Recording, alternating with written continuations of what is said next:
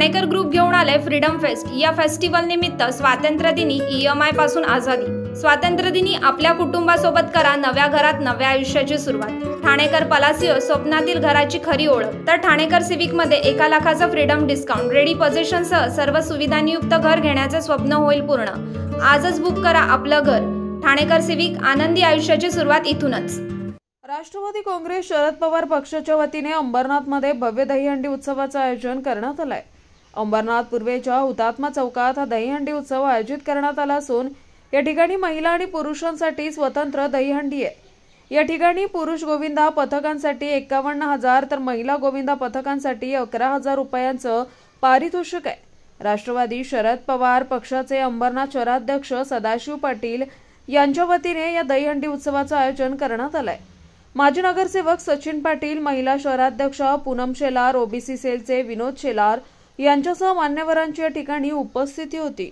तर म्हणजे राष्ट्रवादी काँग्रेस पक्ष शरद पवार गट अंबरनाथ या पक्षाच्या वतीने प्रत्येक वर्षी दहीहंडी उत्सव हुतात्मा चौक अंबरनाथ या ठिकाणी आयोजित केला जातो।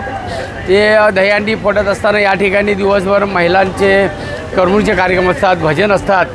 त्याचप्रमाणे एक ऑर्केस्ट्रा या ठिकाणी आहे महाराष्ट्राची शान म्हणून।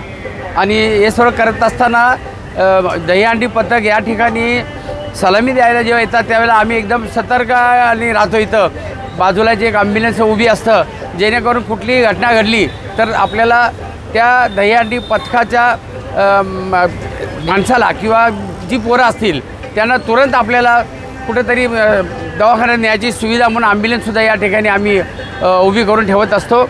आणि या ठिकाणी जवळजवळ 150 पथक सलामी देण्यासाठी या ठिकाणी उपस्थित असतात। महिलांचे कार्यक्रमसुद्धा वेगवेगळ्या प्रकारे या ठिकाणी आम्ही साजरे करत असतो।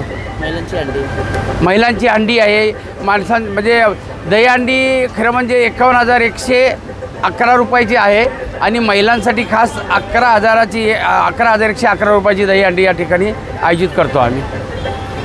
राज्य माझा न्यूज, आपल्या हक्काची डिजिटल वाहिनी।